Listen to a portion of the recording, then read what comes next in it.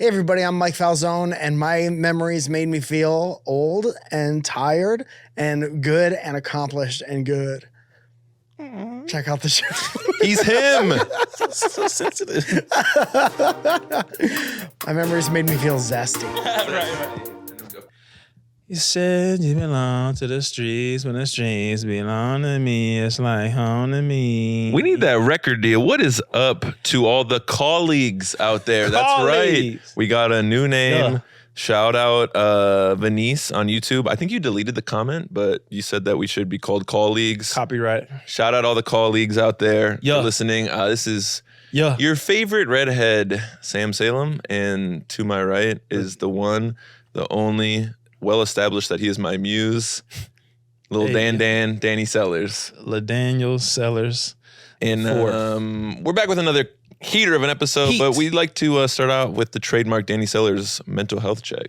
I said you belong to the streets, when the streets belong to me. It's like home to me. Yeah, for My sure. mental health check this week. My mental health feels like the first day back at school, Ooh. but I didn't do any of the summer reading. a lot of very anxious. Don't know how I'm gonna get through the day, but you know what?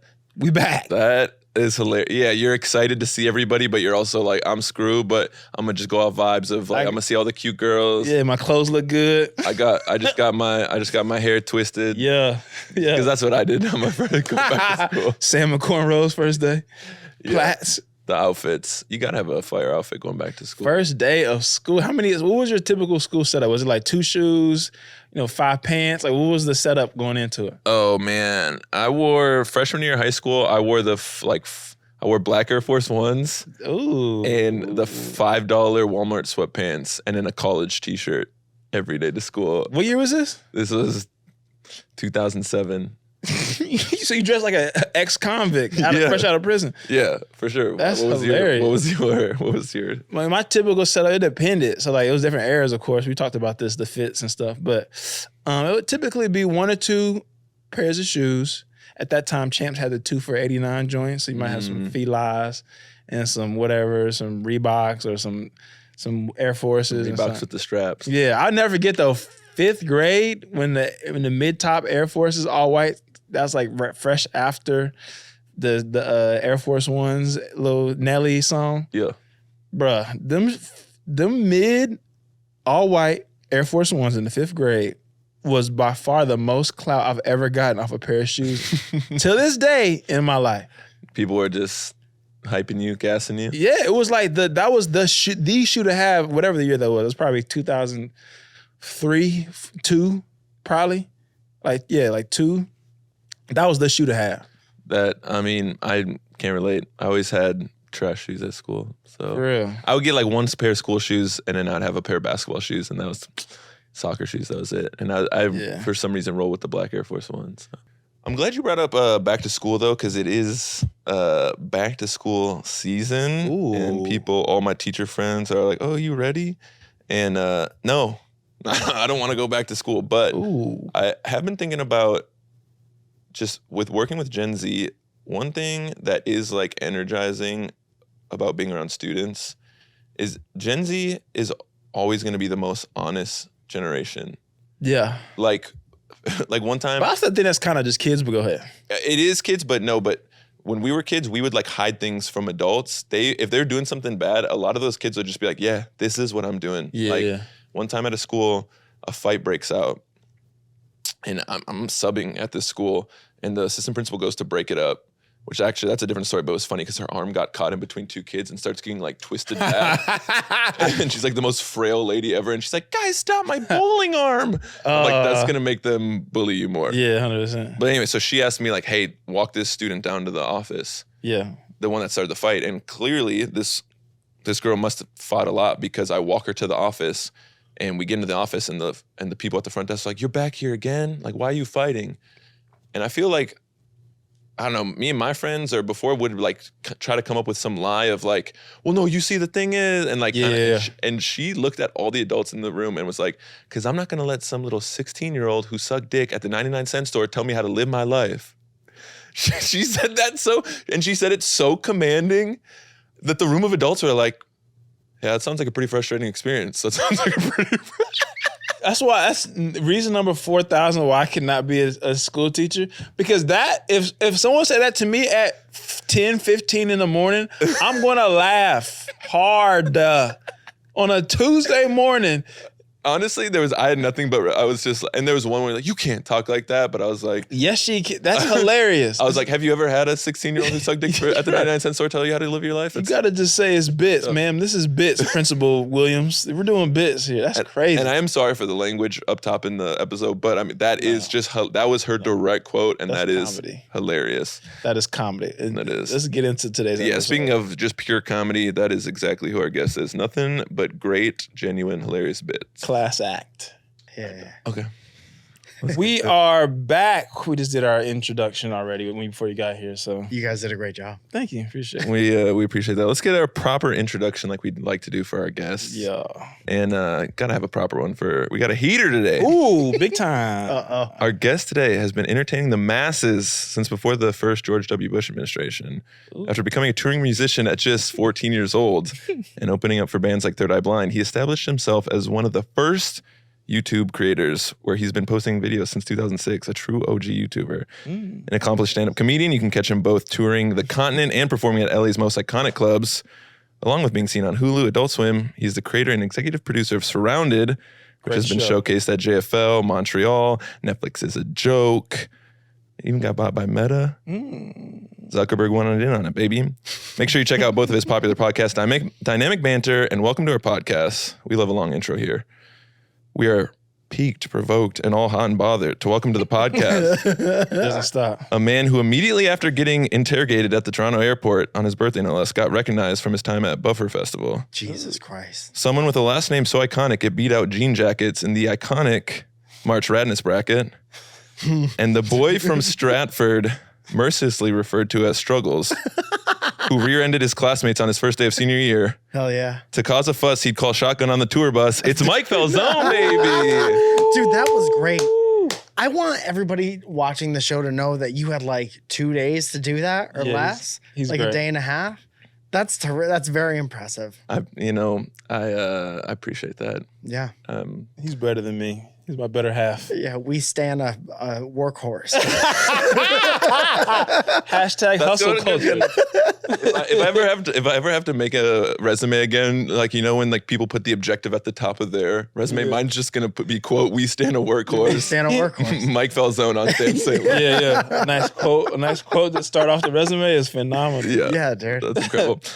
Okay, before we get into our main segment of Say the Date, I do want to start out with the Don't Read the Comments segment, a segment where we read the comments when we're not supposed to read the comments. Yeah. Because recently we had a reel pop off where we were talking about like secrets, and of course we're just riffing, doing bits on a podcast. Bits. And I'm like, Big bit you better guy. believe the moment you tell me a juicy secret, I am texting my wife the moment it happens. Sure. Like I'm not keeping a single secret from her. Yeah. Of course, most people are like, haha, totally.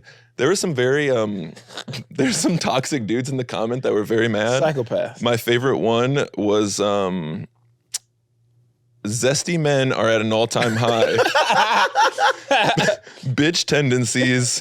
Y'all wouldn't make it as a spy or assassin anywhere. Yeah. And to that, I want to say, fellas, is it gay to not be an assassin or spy? Right. Yeah. Thank you so much. To love your queen. Dude, so funny. So funny to be like peak male performance is keeping secrets from your wife. Yeah.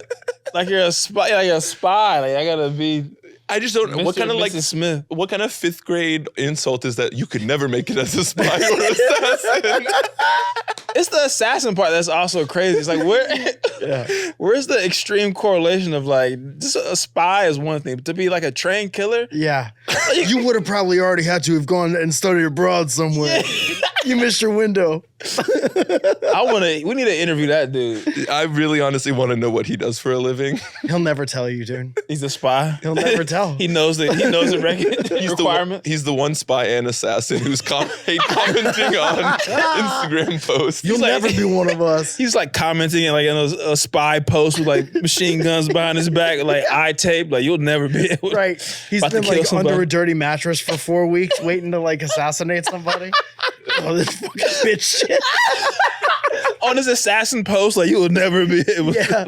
he's looking down the barrel with a sniper rifle, and he gets your video on his watch. He's like, oh, this fucking shit. Talk to text.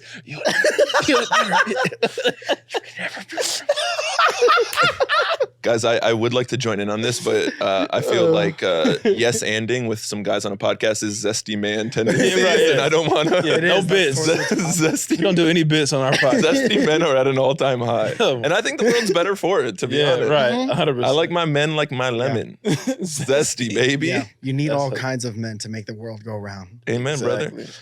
I hate them all. I would just want to state for the record that I do hate all men. Wow, even Martin Luther King Jr. All I said, all men. The king, yeah, MLK. All right, he hates Malcolm X. You heard Clip it up. Sorry. Yeah, clip it up. All of them. So just sticking with don't read the comments. As someone who's been like almost 18 years of posting internet content, Yeah. is there any what is your relationship with reading the comments? And two, is there one that I've mentioned this on the pod before, but the one that I will carry it with me every time I'm at the gym. I do extra sets because of it. A guy commented that I have the shoulders of a coat hanger. That's crazy. That's so good. That's Dude, but now you could use that on stage Yeah. and like have that forever. And don't give them credit. Never ever give them credit. No, That's yours. Those I are your won't. shoulders. And I've said it before, but you know who commented that? You had the forehead of both Manning brothers. Okay, Ooh, don't- fine. Anyway, so yeah, to your relationship with reading the comments, any positive or negative that stick out? I think for years recently, I didn't read the comments. I think when I was having the most fun on YouTube, I was reading and responding to all of them no matter what. Because I could still respond to all of them and say something positive. Like it's not that hard. Like because you know what it is. And plus we're all comedians. We've gone through like years of our friends like razzing us and really digging at what makes us feel 100%. a lot. Yeah. So like some stranger is never gonna like No. cut you that deep. No. So it never gets past a certain level. So I feel like there's always ways to like, I like playing with people in a real positive way if I have the energy to do it. Like there was this dude who like was kind of popping off under one of my crowd work videos that wasn't even like the greatest video, but the joke of the whole thing was like, I knew the conversation wasn't going to be that good. Yeah. So I was like, watch how exciting this is. And it was very sarcastic. And then it wasn't exciting. And the clip did really well because a lot of people get sarcasm. Right. But this dude like didn't get it. And he came in so early. He came in so early on the life of the clip, like probably under like 2,000 views. And now it's like almost at 1 million. And I'm just waiting for it to hit 1 million. And I want to comment like, I bet you hate this. Yeah. Right. Just get notifications still off of it. Right. But it's mostly like sometimes, you know, it helps the engagement. And I know that if I really like somebody and comment on their post and they comment back, I know what that feeling is. So I like giving that feeling to people because I know that I like it. And then the negative people, it's like, it's so easy to ignore them. And that's what I do most of the time. Yeah. But if you have the energy to be a bit zesty, Yeah. it is funny. This is the zesty man are at an episode. all-time high. This is the zesty episode for That sure. is hilarious. Everybody It is the best cross when a your leg. hate comment gets in early Yeah. and the video ends up being great. Because when someone's comments like the bomb emoji on one of my clips that only gets like 3,000 views, I'm like, well, they were right. Good job. But when it's something that pops off, then you just proper critic. Yeah. then you get them. All right, let's get into our favorite segment, Save the Date, where we give you dates from your own life. This first one, January 28th, 2006. 2006. Yes, this is, at least as of now, the oldest video on your YouTube. I don't know if you'd ever went back and delete it, but we'll call it for the sake of this your oldest. I haven't deleted my first video on YouTube, no. Yeah, it's you singing in like it's like 4 different screens of you singing. In the tightest polo that has ever existed. I gotta see this. Honestly, one of my favorite medium. things about doing, because you are just right firmly as millennial as you can possibly be. Yeah. And so doing a deep dive on this, like you have an Instagram picture of just like the Tom's logo on the back of the shoe with a filter thrown over it. Shout out to hell Tom. yeah. And every white millennial man has posted that picture before Right. of like, I got my Toms. I'm Yeah, on that yeah. Tom Oh my swag. gosh. I was doing my part to save the world. Yeah. Yeah. Yeah. Did it work? I feel like it didn't work. Did it work? What was it supposed to help with? Now They everybody would has give Toms. shoes. Every Weak ass shoes. every pair of shoes that you bought, they donate a pair of shoes. But this is really what it was: is a white man, a white American man went to Argentina and Yeah. saw the kind of shoes that everybody wears. He's like, well, I'm just gonna take this as my business. Yeah. And then it's the same as like Patagonia. Yeah. Or like all those brands yeah, that yeah. are named after like South American things. So, Yeah. Like, you know who would like this? 18-year-old white kid. I had a pair of Toms. Them shits was, I mean, it's in retrospect, it was disgusting work. Like they're ugly and not really well made. They were like ninja shoes. Right. Yeah. And I would wear them with jeans like to the club. I'm not proud of this, but I had Like sticky floor, like the moment a drink spills, Yeah. you are done. You are done. zero water resistance. No, like socks with a sole on. Yeah. Yeah. That's You exactly felt every rock. That's exactly what it is. Well, just speak YouTube in general, because like this was back in the day where like there were few videos that were getting like 1 million views. Like, you know, if you were getting consistent like hundreds of thousands of views, which now like any random like 7-year-old gets that on TikTok. But Yeah. like back then that was like, It was very special. It like felt special. drinking out of cups got like 1 million. You know that video? It was this dude was on acid and he was like leaving a voicemail or something, and then they animated it with like the most like of the time animation. Yeah, So it's just like weird computer graphics and stuff like that, and And like it's just him weird tripping CGI. out, being like, Yeah. there's a man here with balloons for hands. What's Right. up, Mr. Balloons for Walk hands? meter to walk away. Fuck you. Yeah. Only video I remember that time was the unforgivable waffle frog. Waffle frogs. That's hilarious.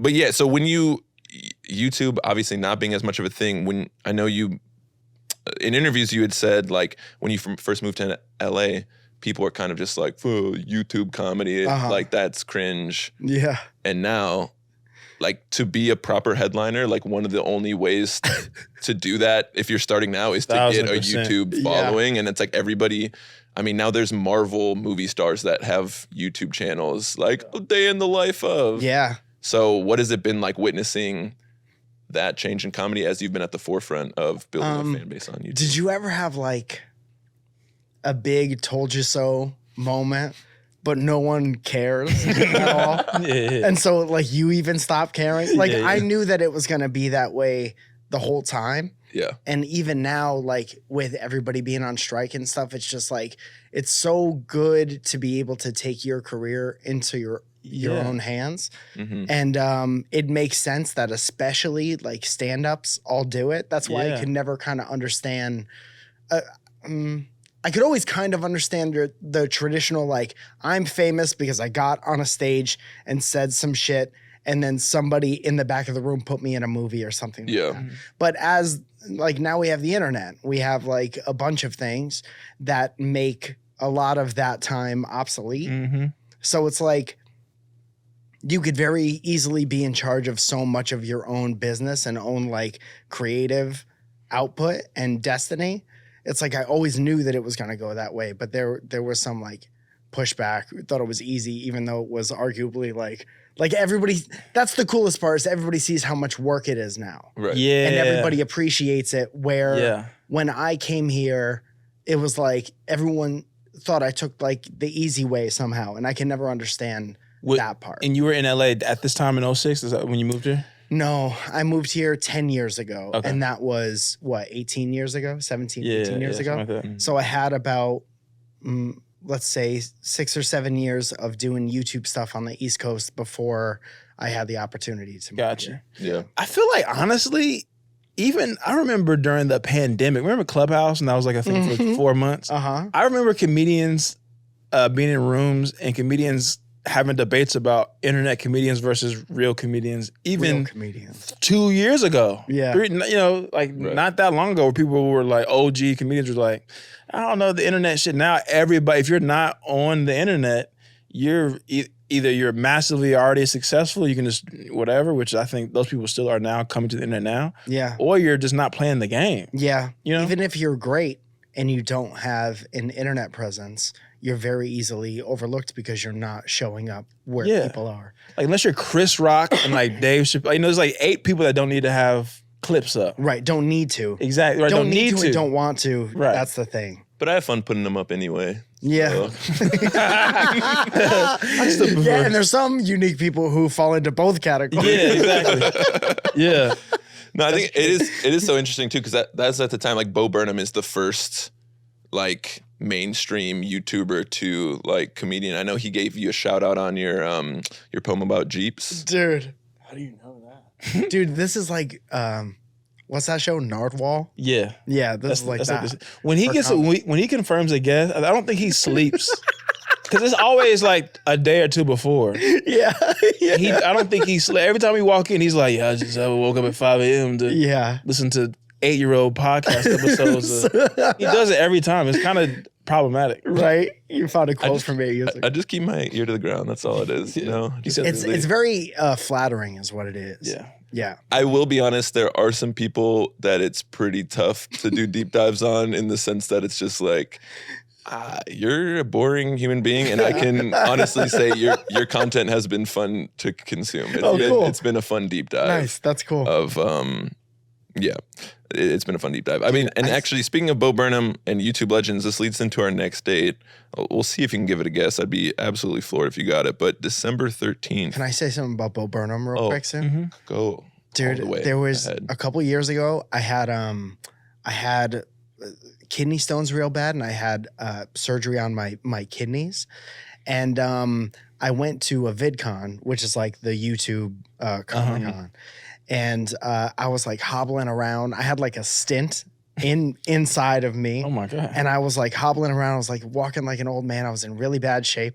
And I checked into VidCon, and there's like a check-in gifting suite. And I came so late because I'm shuffling past these crowds, And I went in there, and it was just me and Bo was checking in. Mm-hmm. And it had to be like the last year he was ever at one of those things. Yeah. And I walked up to him, and I was like, dude, we've never met each other. And he's tall like you guys. Okay. And I was like, but you've been such like, it was so cool to see her come up, and it was such an inspiration and whatever. And he was like, oh, you're Mike Falzone. Like, I know who you are. I've seen you for a long time. Yeah. And I thought that was like, because I was never, as you've seen, the most popular part of anything. I was just in it for a long time. Yeah. And it was cool for him to know who I was, and for us to have like a mutual like understanding of each other was cool. That is an underappreciated part about this whole thing, is when you look up to people, even if they're only a couple steps ahead of you, when they give you a quick little piece of love. It doesn't always have to be public. Yeah, it's like, yeah. hey, what's up, Danny? And when you're intimidated by somebody, and they say, hey, what's up, Danny? It's like, hey, like that does a lot for your fucking ego. Yeah, it's not, and our your whole fucking job is ego stuff. Yeah. So to have something every now and again, like somebody patting you on the head and saying, like, I know who you are. Good job. It's like very important. That's a lot. It's very important. Yeah. It's very important. Mm-hmm. Yeah, that's incredible. I mean, there's even a whole interview that, like, in 2013 that says, like, all of YouTube, there's 7 degrees separation from Mike Falzone. Yeah, that's peak Mike Falzone. Which is pretty. I know everybody. Which is, I mean, but honestly, that's making the case of Bo Burnham, again, who's like the first. I mean, I guess I don't know the YouTube history as well, but I can't remember like the first like YouTube star. Like, so I mean, if even someone like that is, I of course know who you are. And even watching your early videos, it is wild that it was groundbreaking like at the time. I mean, you did start the wave of like, it would be you holding a camera, walking out your house and be like, hey, listen. And then you would go on like a rant. And it just seemed like I just thought of this just in this moment, and I'm just gonna. But I'm sure. I mean, maybe it was like that, but I'm sure you put some thought into what you're gonna say. I always had like a notebook on me. Yeah, and I always had all those walks. I remember having like 2 to 3 ripped off pieces of notebook paper in my pocket. Yeah, and they were always like crinkly, like a napkin. And I would look at it, and I'd like try to memorize the line, and then do it, and then go back, and like sometimes I would get on like a little roll. And you can kind of tell when that's happening. But I think about that sometimes, but I definitely wasn't the first person to like I guess I was doing it at a time when no one else did it because there was no front facing anything. Like we just had a DSLR camera and I walked up and down my street with it like this. Yeah. So that is cool. And then they started coming out with like, you know, screens that would flip like around. the so you could vlog. focus. Yeah. But yeah. I mean, but that is what, like, I guess if a kid were to watch your videos from back then today, they'd just be like, yeah, that's just what. Yeah.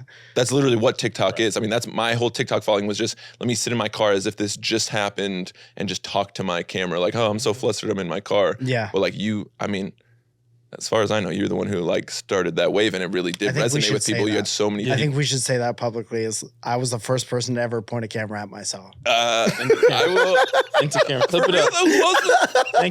Thank you.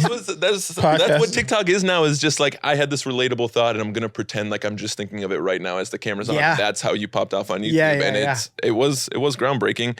And like I said, sticking with the great groundbreaking YouTube stuff. December 13th, 2013. Would we like to take any? December guesses? 13th, 2013. Yes. This involves hosting somebody. Hosting somebody. Yeah. The Hank Green of the Vlog Brothers wrote a handwritten note on a napkin saying, "Thanks for the lovely stay. Less than 3. Hank, you guys were great. I owe you one." Yeah. What is, you know who, like Hank and John Green, like Fault in Our Stars, like the movie and like the teen books and. All right, this is something. I don't know white people. Yeah, I understand. Every episode he does is Sarah Johnson from the fucking white. And this girl is also like a nerdy, like it's the You would pinnacle recognize of like them. nerd. Sure, yeah. They were like the biggest sure. YouTube, and when we were in high school, like our history teachers would use them to explain. In like science class. Yeah. Sure. Yeah. Anyways, I believe you. I just don't know why. you're making this less special. I promise you, this is cool. Yeah, It's not less special. no, there's very rich, famous white people that I do not know by name. Oh, that's Dude, same. Yeah. Sorry.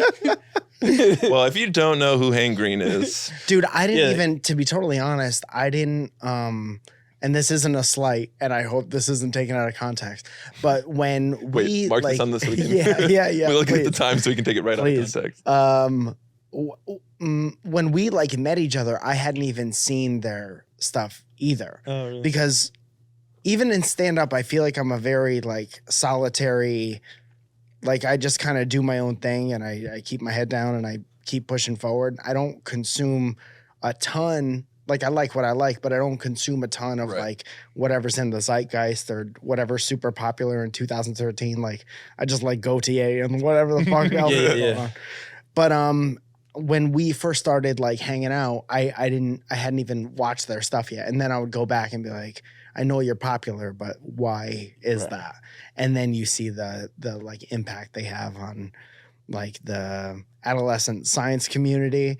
And he still has a thing where he answers like science questions on TikTok, and they're like massively popular.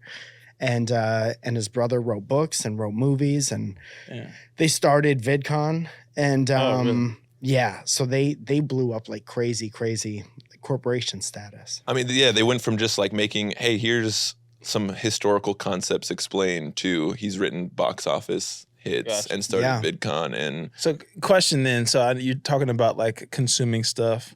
One, did you have like a class of comedians that you came up with here in LA, or were you kind of always kind of just siloed into your own thing to that point?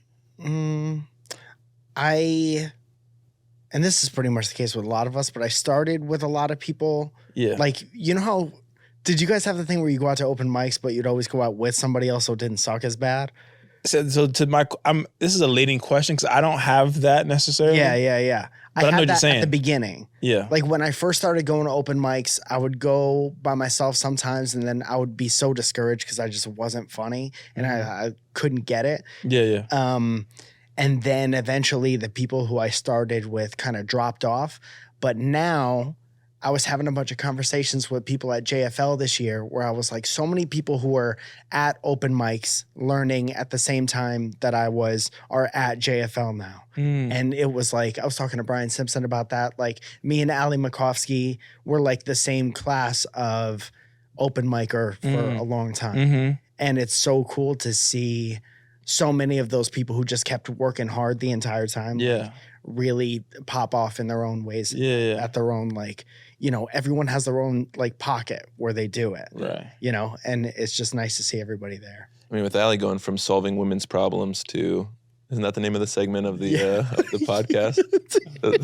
It's very smooth how you do it. Yeah, he's a wealth of knowledge. It's great. And you're like, I gotta take it back to the theme of the show.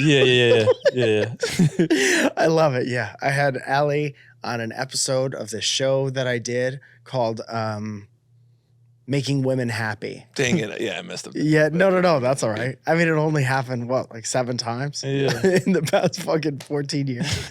He knew it. He found it, though. Yeah, he totally did it. He's like the IRS. He's going to find it. He's going to find it. He's going to find it. Can't hide from him. Yeah, dude. But like, you're asking about open mics because you feel like you don't have Oh, you don't feel like you don't have friends that you can go to open mics with that you want to hang out with?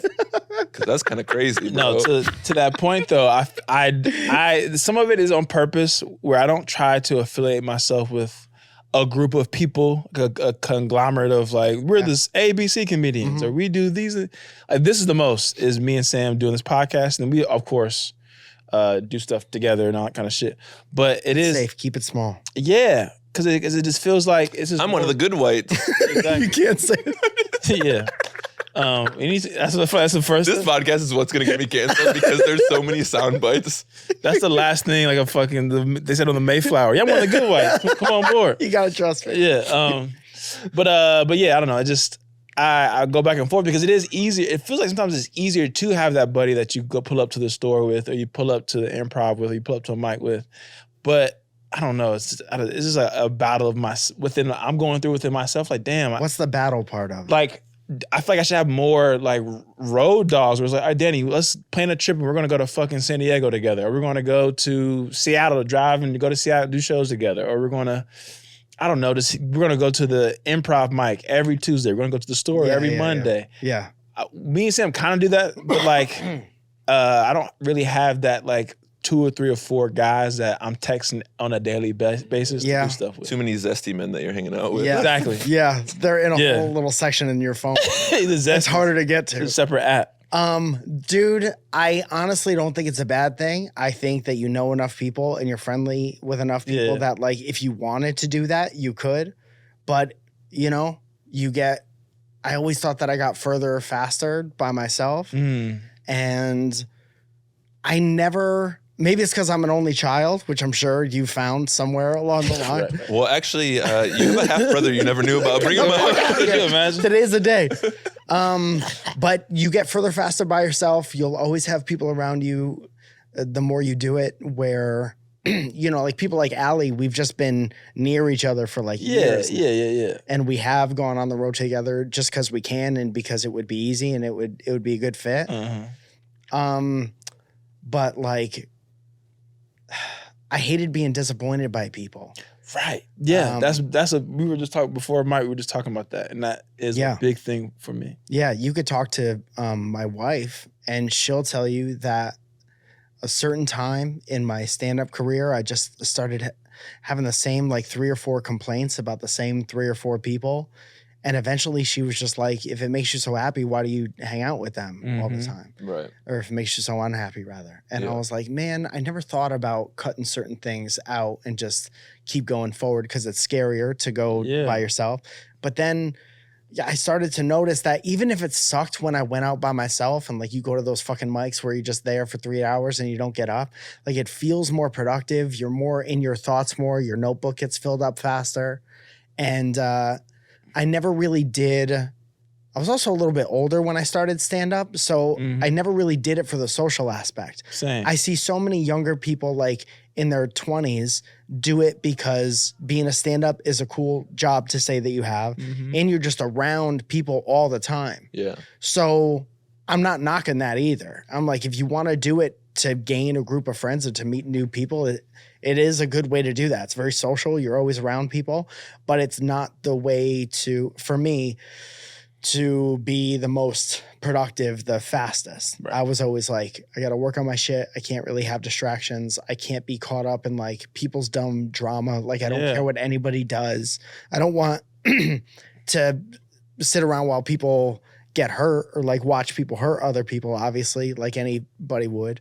But like other than that, like I don't care what you're doing. I don't care about your personal life. Like I'm here to be a good comedian so I could like be good to my family, basically. Right. So it's like it doesn't have anything to do with anybody else. You don't have to like put up with people's shit. Get caught up in like the high school drama of the scene of like, well, this, dude, I this remember I had this one time at the Improv where I used to go there all the time. You know how you have to just go show face? Yeah. Mm-hmm. So I was going to show face, and then I was there with a friend of mine, like one of the guys who I started with and did all the open mic stuff with. And he was like, I'm gonna go to the bathroom and then we could go to the Comedy Store or something like that.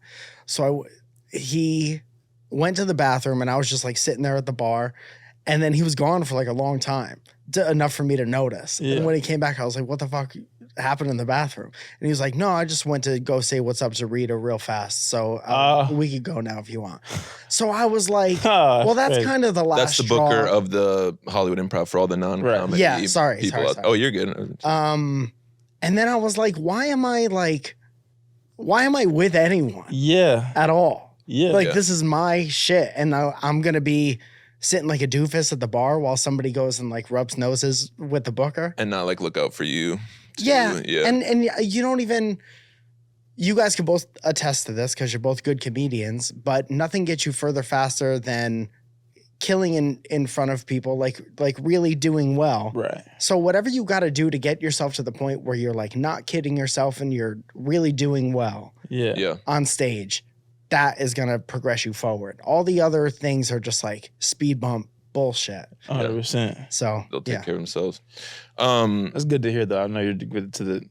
Yeah, that's just a common thing that I've been battling with a lot. Yeah, just trying to like navigate it. But go ahead. I mean, I think it is a common thing where you do see some people who are really good at networking, so they get opportunities that you wouldn't they should or shouldn't. Nobody deserves anything, but and then it makes you think like, oh, I need to be networking more. But really, that person, it will catch up with them if they put all their work into networking and none of it into being a great comedian. And there's a balance, and sometimes that works for that person. Right. And the most important thing is like eyes on your own paper. It doesn't like so easy to get caught up with what we do with like what the person who was presumably just right next to us got. Right. Like we were just right next to each other. Yeah. Why are you suddenly here? Because you know 3 more people that I don't know. Right. That stuff will happen, but it can't affect how you're getting your shit. Yeah. Right. And it's so funny because there's 2 comics I was talking to last night, which I see them around, but I'm not like best friends with them. And we all start talking at the store, and it all kind of comes up like, well, I wish I had what you had. Well, I wish and it was like, well, your friend Spider-Man meme of like, and it was like, okay, well, this guy, you're friends with comics with Netflix specials, and they put you on shows sometimes. I wish I had that. Yeah. I wish I had good comic friends. And then that was like, okay, well, for our level, you're a door guy at the Comedy Store. I wish the Comedy Store knew who I was, and and then they're like, well, you have more social media following. I'm like, who cares? Like that doesn't, and it was all just like what everybody else has seems more valuable when you're not the one who has it. Moving into our last date, July 25th, 2023. This is probably the most recent date to recording. And you would think that would make it easier. 2 weeks ago. I smoke a lot of weed. I can't really remember a lot. Come on, where were you 2 weeks ago? Or 3? Well, big event. Oh, JFL. Yeah, there you go. Out of the country. Damn it, So for the non big comedy fans, I mean, would you like to explain JFL to them? No, you do it. I like the way you do it. Okay. I like the way you do it. Montreal Just for Laughs is like the biggest comedy festival in the world.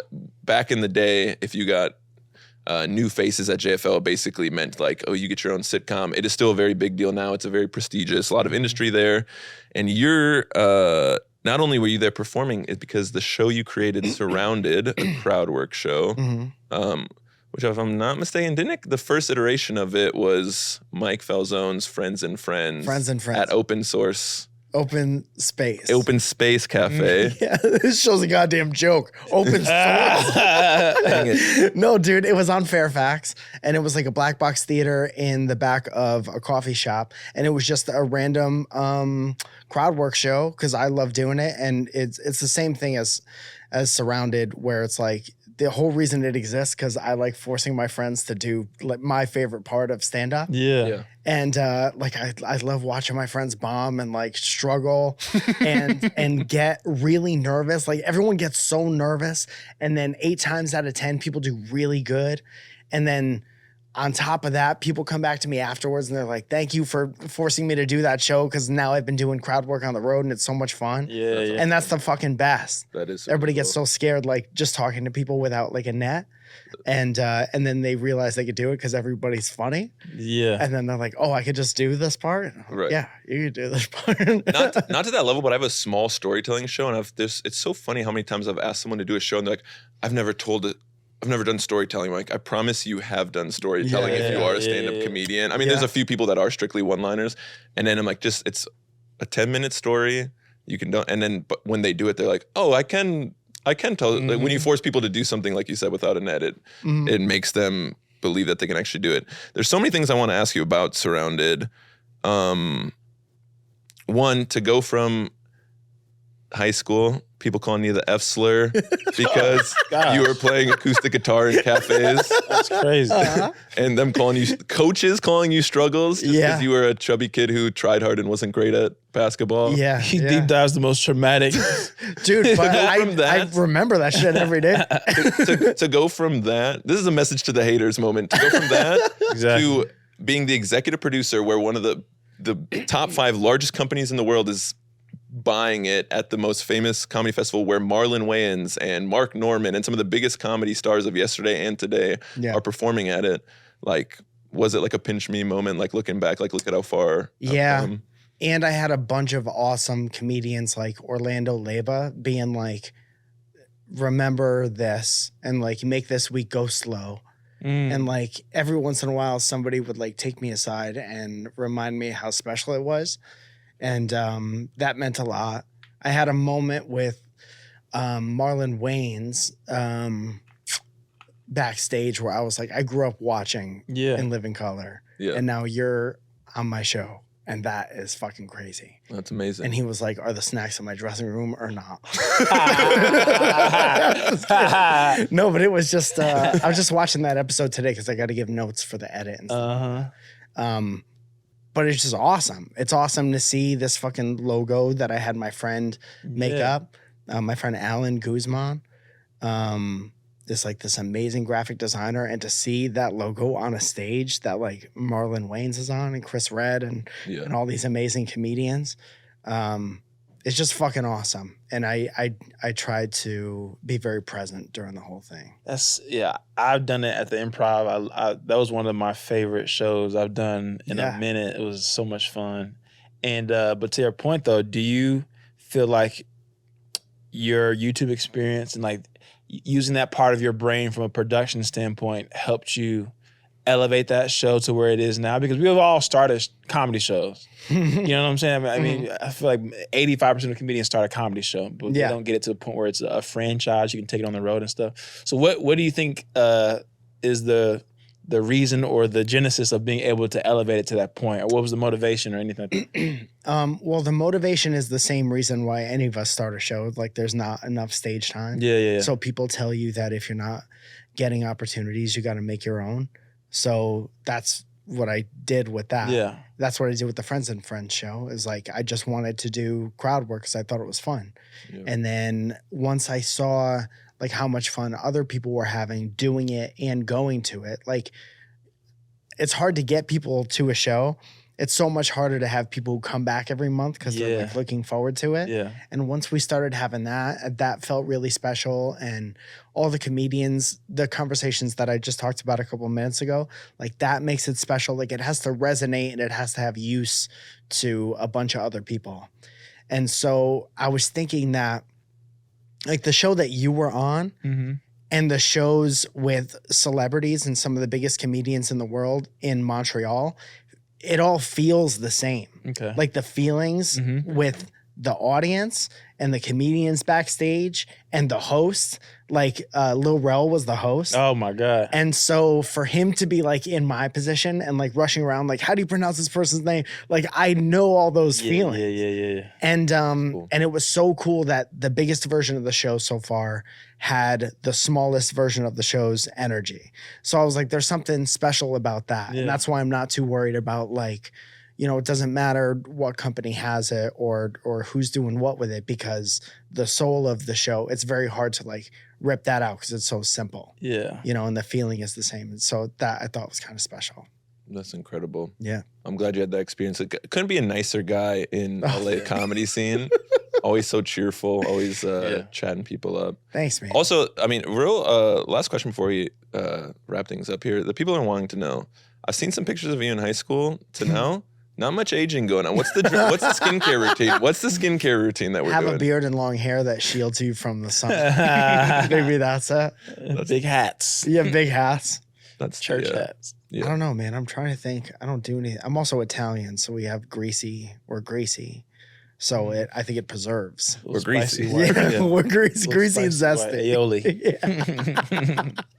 Anything else you would like to ask this beautiful man? Thank you. Like I said, I was excited to talk. I love Surrounded. I Thank feel you. like You did a great job. thanks, man. Appreciate Yeah, it. we got to have you on. Yeah, man. I would love to, but not offended. You know, I know how it goes. Is that what this was about? Yeah. Are these even running? No. The walls just fall down with paper. It's just it's paper walls. That's a funny, perfect way to end this fucking episode. Yeah. I appreciate you. We If the appreciate you walls coming fall in. down and there's a crowd all around, Yeah, them, it's like, just- okay, we do got it. him. Studio audience. Before we let you go, anything that specific you'd like to plug to the people? Fuck. The next Surrounded crowd work show in the main room of the Hollywood Improv is Friday, September 1st at 7:30. Zainab Johnson, Drew Lynch, Malcolm Barrett, me, Leslie Lau, Great comics. and somebody else who is on the show that I forgot. But you're going to be there, so that's really the I main will be selling there. point. Yeah. It's a fire lineup. Yeah. Perfect. If you're in LA, want to go to a great show, Surrounded is phenomenal. It's fun. Dude, best date night. Yeah. Best date night thing ever. Because Yeah. everybody asks, if you are on like a first or second date and you want to know everything about that person in Yes. the funniest way possible, Yeah. go to Surrounded. How they interact with strangers, all that shit. If they're a tight ass or if they're cool, take them to Surrounded. Yeah. You see in that first hour Yeah. how they can react to adversity. It's so much fun. It's so much fun for everybody in the crowd and the comics feel like they made something together. Yeah. You know how the regular shows are, and I have all the love in the world for the regular shows, but it's like we go up and we do our sets and we're either like, that went good or that went bad, or they were a good crowd or they were a bad crowd. But the Surrounded show is good because both of the entities are doing something. Yeah. It feels like the cool kid nature of stand-up, like with the hopefulness of improv. Yeah, It's like taking the boat. It's kind of taking the that's a good way boat to qualities Yeah. of both. That's a which good way to put it. Which is awesome. Also, make sure you go stream on Spotify, Mike Falzone and the Peppermint Trick. And I hate this show. we love you guys so much. Dude. That's the thing that blows up. Oh, you like comedy, don't you? Ha ha ha. That was a good conversation. Mike Falzone, he's my North Star now. Yeah. He's my comedy North good Star. Guy. Good. Danny good is guy. my muse, and he was my North Star. Yeah. Big bro. A lot of big bros. Yeah, I mean, I think people don't realize like he is really a trailblazer to a lot of stuff in like a comedian using YouTube, and like he was like front facing camera stuff. Now that is what TikTok is. Like he was doing that in 2008. And in a way that was so genuine that you look back at the comments and it's people who've like, I've never seen this before. I feel so, I've never thought about it that way. Or I didn't know people also thought like this is so relatable. And he's just, it's also because he's very much genuine, energetic person. But like, I really do suggest if you want to go into a time capsule of like what the YouTube days were like, I mean, look up Mike Falzone, scroll back to like his videos. I mean, and he was getting like respect from people like Bo Burnham and like the Vlog Brothers. For me, it was more so interesting. Like I said, we all, start shows or do things, whatever. But for him to kind of not kind of, but grow surrounded to a point where it's, franchised or licensed.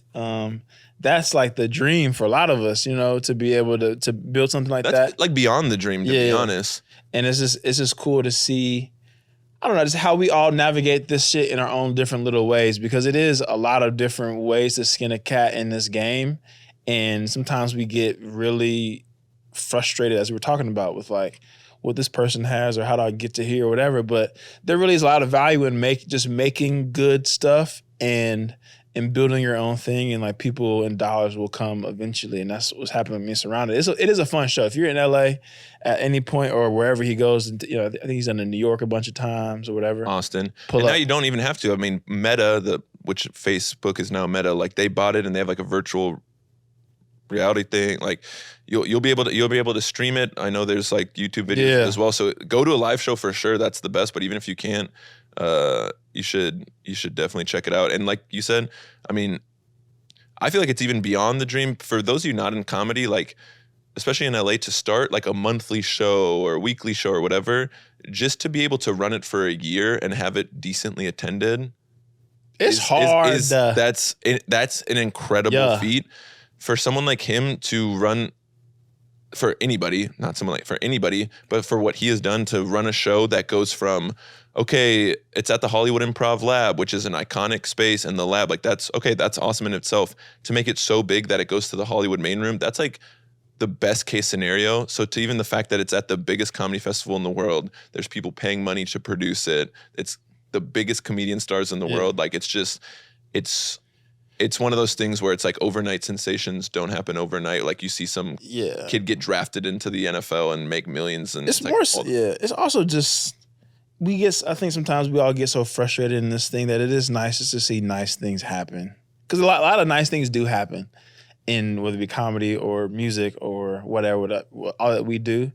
And so that's tight to see. You know, like, that's cool. Like I playing football, I have people that have now made it to NFL. And some have retired since or whatever. It's like, it is cool to see that this person made it. Yeah. To the NFL. Out of all of us, he got, he's getting money. He made the big leagues. Before we get out of here, it's our other favorite segment, Danny's Ism.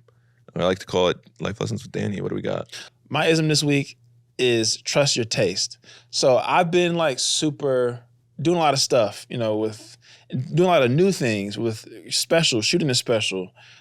Shooting shorts and stuff, doing things I didn't go to school with. And I think sometimes when you're in these spaces or like on sets that are bigger than I'm used to for podcasting. Right. And sometimes I feel like my default is to just trust other people's expertise. Right. A little bit of imposter syndrome. Because I'm not as much of an expert. I haven't been there before. But taste isn't something that you can teach. Yeah. And I think oftentimes we underestimate how valuable taste is, because technical expertise can be taught to pretty much anyone, right? Like going to school, pretty much anyone can learn, math and algebra and certain whatever. Right. But taste is such a subjective and just unteachable, intangible thing that trust that more than, because I don't know the proper way to say something or the proper thing on every different lens or different whatever. Yeah. Because there's people that can do that, but not everyone can like have good taste, and that's something that I've been having to overcome a lot lately.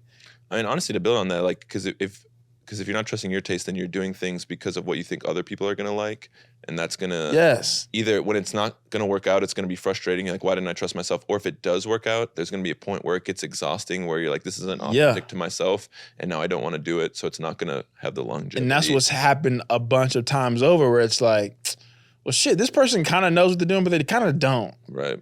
Because sometimes also when you have passion towards something, then that also can affect the actual product, the final product more so than them knowing exactly what to do or whatever. So it's just trust your taste. If you feel you have good taste, you can curate things, whether it be experiences, clothes, feelings, whatever it is. Trust that, because I mean, you got good taste in podcast hosts. That's another episode of Callbacks, little babies. Thank y'all so much. Thank you to all our colleagues. Make sure you check the link in bio on both of our Instagrams to check out the shows that we're on. I'm going to be Minnesota October 20th and 21st. I'm going to be Burbank September 28th. Yeah. Every second Sunday of the month, I'm in Glendale, California, Campfire Stories. Yeah. We love you so much. August 28th, shooting a special. Pull Yeah. up. Tickets are going. There's not a lot of tickets left. And are they free? Yeah. You crazy man. He's giving it away for Yeah. free? Bring your laughter. Truly, please like, comment, subscribe, rate, share with a friend. That really means a lot to us. Have a good life. Get home safe.